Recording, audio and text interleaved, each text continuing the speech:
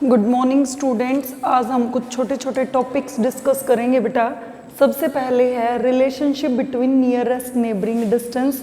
Nearest neighboring distance का symbol क्या होता है बेटा? D. Edge of unit cell symbol क्या होता है? ए। और रेडियस ऑफ एटम्स का सिंबल क्या होता है? आर। For pure elements. इसमें देखिए बेटा, सबसे पहले हम डिस्कस करेंगे in simple cubic unit cell. In simple cubic unit cell, simple unit cell में कल हमने डेरिवेशन किया था बेटा सिंपल यूनिट सेल का। उसके अंदर क्या था?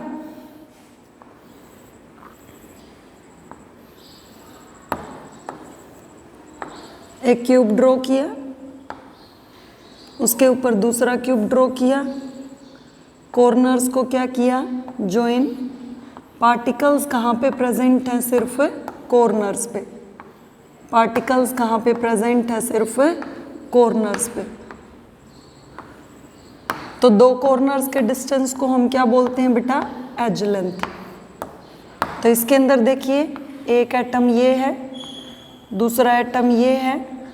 इन दोनों के कॉर्नर्स को ज्वाइन कर दिया तो सेंटर से सरकमफ्रेंस एक रेडियस, सेंटर से सरकमफ्रेंस दूसरी रेडियस, और ये डिस्टेंस किसके इक्वल है? हमारा ए के। तो a is equal to 2r। Okay, तो सिंपल क्यूबिक यूनिट सेल में बेटा ए किसके इक्वल है? 2r के। ठीक है, 2r ही किसके इक्वल होती है? d के। तो ए किसके इक्वल आ गया? हमारा d के। अगर हमें निकालना है r किसके इक्वल आ जाएगा? a बाय 2 के। r किसके इक्वल आ जाएगा बेटा? a बाय 2 के। उसके बाद हम डिस्कस करते हैं किसके अंदर? हम डिस्कस करते हैं बेटा in FCC, in face centred cubic unit cell. देखिए FCC में √2a इज इक्वल टू किसके आया था बेटा? 4r के। 4r को क्या लिख सकते हैं हम? 2 × 2r, क्योंकि 2r किसके इक्वल रखेंगे हम? d के। तो √2a is equal to 2 × d। तो यहाँ से पहले d निकाल दीजिए। d is equal to √2a by 2। 2 को क्या लिख सकते हो? √2 × a, और 2 क्या है? √2 × √2। इससे ये कैंसिल हो गया। तो d किसके इक्वल आ गया हमारा FCC में? a बाय √2 के। d किसके इक्वल आ गया बेटा? a बाय √2 के। रेडियस और निकाल लीजिए। यहाँ से रेडियस r किसके इक्वल आ जाएगी? r इज इक्वल टू इधर 4 को इधर डिवाइड कर दीजिए, √2a बाय 4। √2a bye 4। तो इसको क्या लिख देंगे आप? 2√2 ऑफ a। ओके, उसके बाद हमें क्या निकालनी है? मान लिया edge length a 4r by √2। a is equal to 4r by √2। किसके इक्वल आ गया बेटा? 2√2r। ठीक है, जस्ट मैथमेटिकल कैलकुलेशंस ही हैं। सबसे इजी टॉपिक है बेटा। तो कोई न्यूमेरिकल आ सकता है, एज लेंथ आपको दे रखी है, या nearest neighboring distance. Nearest neighboring distance का मतलब जो दो सबसे क्लोज एटम है उनके बीच का डिस्टेंस, जो दो सबसे क्लोज एटम्स है उनके बीच का डिस्टेंस। फिर आ जाइए बेटा किसमें? BCC में। BCC में क्या था बेटा? √3a is equal to 4r। 4r को क्या लिख सकते हैं बेटा? 2 × 2r। 2 × 2r। 2r को क्या लिख सकते हैं? d। √3a is equal to 2 × d। तो d किसके इक्वल आ गया हमारा? d इज इक्वल टू, ये इधर डिवाइड में हो गया, √3a बाय 2। ओके, a निकालिए। a किसके इक्वल आ गया? ये इधर डिवाइड में हो गया, 4r बाय √3। r निकालिए। ये इधर मल्टीप्लाई से इधर डिवाइड में हो गया, r is equal to √3a by 4। तो ऐसे हम सिर्फ हमें ये पता होना चाहिए कि सिंपल क्यूबिक यूनिट सेल में बेटा a किसके इक्वल होता है? a is equal to 2r के। उसके बाद FCC में किसके इक्वल होता है? √2a is equal to 4r के। और BCC में किसके इक्वल होता है 3a is equal to 2r के, और 2r किसके इक्वल होती है नियरेस्ट नेबरिंग डिस्टेंस के। तो इस तरह हम nearest neighboring distance, edge of unit cell और रेडियस ऑफ एटम्स में क्या फाइंड आउट कर सकते हैं रिलेशन।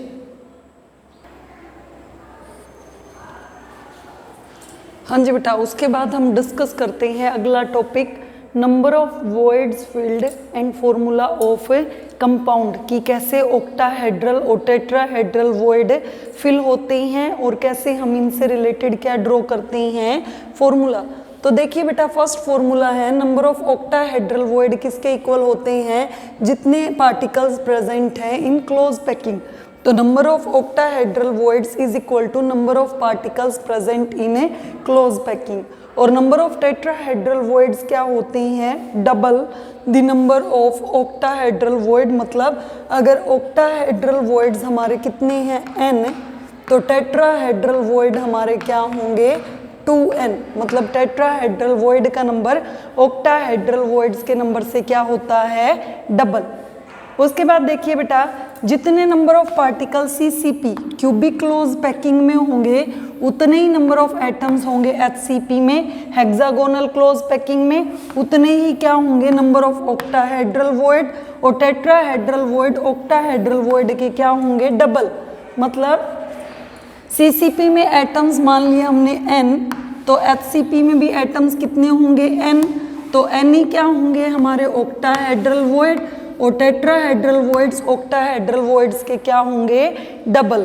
तो इस तरह हम कह सकते हैं कि number of particles present in CCP is equal to number of particles present in HCP is equal to number of particles present in octahedral void, that is twice the number of tetrahedral voids.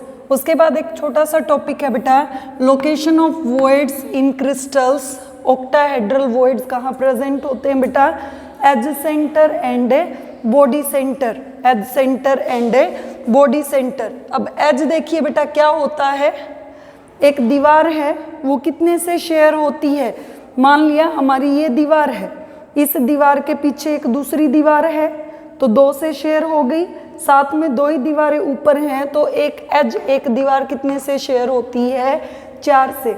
Total एक cube के अंदर as कितने होते हैं 12। Body का centre एक ही होता है और वो किसी दूसरे से शेयर नहीं होता। तो ऑक्टाहेड्रल वॉइड्स कितने हो गए हमारे किसी भी क्रिस्टल के अंदर 4, तो टेट्राहेड्रल वॉइड्स कितने हो जाएंगे 8, क्योंकि हम बार बार कर रहे हैं कि टेट्राहेड्रल वॉइड का नंबर ऑक्टाहेड्रल वॉइड के नंबर से क्या होता है डबल। अब इसी से रिलेटेड कुछ न्यूमेरिकल प्रॉब्लम्स डिस्कस कर लेते हैं बेटा। देखिए, कोई भी एक्स एटम है, वो एक्स एटम क्या ऑक्यूपाई कर रहा है ऑक्टाहेड्रल वॉइड, तो एक्स के एटम्स कितने हो गए हमारे n। वाई एटम क्या ऑक्यूपाई कर रहा है CCP, जितने CCP में होते हैं उतने ही क्या होते हैं ऑक्टाहेड्रल वॉइड में, तो ये भी क्या हो गया n CCP close packing atoms occupy कर रहे हैं। तो x is to y ratio क्या आ गया हमारा n इज टू n, या n से n कैंसिल हो गया, तो फॉर्मूला ऑफ कंपाउंड क्या हो गया बेटा हमारा XY, क्योंकि दोनों का रेशियो क्या है 1:1, सो XY will be the formula of that particular compound. उसके बाद दूसरा न्यूमेरिकल देखिए बेटा, कोई कंपाउंड फॉर्म कर रहा है HCP arrangement.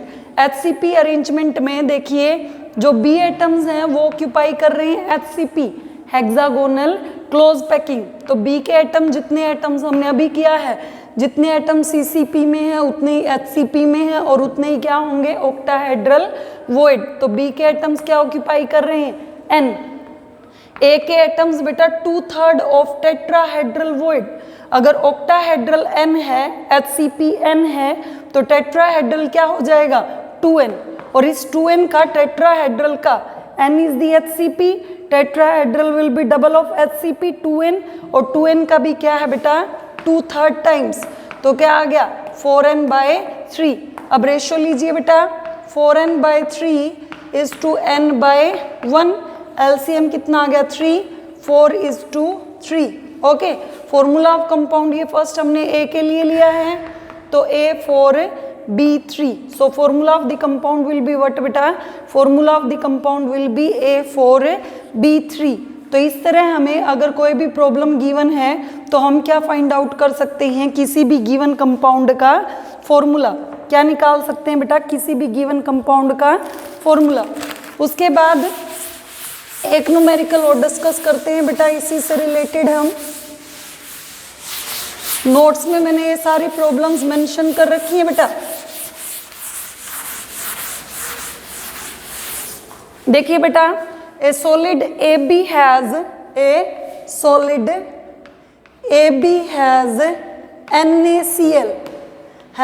NaCl structure if radius of cation A is 100 picometer, then what will be radius of anion की रेडियस क्या होगी। अब फॉर्मूला देखिए बेटा, NaCl क्या फॉर्म करता है, NaCl फॉर्म करता है एक ऑक्टाहेड्रल वॉइड, और ऑक्टाहेड्रल के लिए हमने रिलेशन क्या किया था, R positive is equal to 0.414 of R negative. Okay, हमें क्या निकालनी है, रेडियस ऑफ एनाइन। तो रेडियस ऑफ एनाइन किसके इक्वल हो जाएगी, R positive plus by 0.414। R positive कितनी दे रखी है हमें, 100 पिकोमीटर बाय 0.414। तो यहाँ से सॉल्व करके डाटा कितना आ जाएगा आपका, 214 पिकोमीटर। NaCl क्या ऑक्यूपाई करता है बेटा, ऑक्टाहेड्रल वॉइड, और ऑक्टाहेड्रल वॉइड के लिए हमने रिलेशन क्या किया था, R positive is equal to 0.414 of R negative. तो कोई भी एक चीज कैटायन दे रखा है आपको कितना, 100 picometre. If the radius of cation A is 100 picometre, तो R नेगेटिव निकालनी है, ये इधर मल्टीप्लाई से क्या हो जाएगा, डिवाइड। तो R negative is equal to R positive by 0.414। Solve करके कितना आ जाएगा बेटा हमारा, 214 पिकोमीटर। तो इस तरह हम क्या कैलकुलेट कर सकते हैं इनके रिगार्डिंग न्यूमेरिकल प्रॉब्लम्स। ओके बेटा, थैंक यू।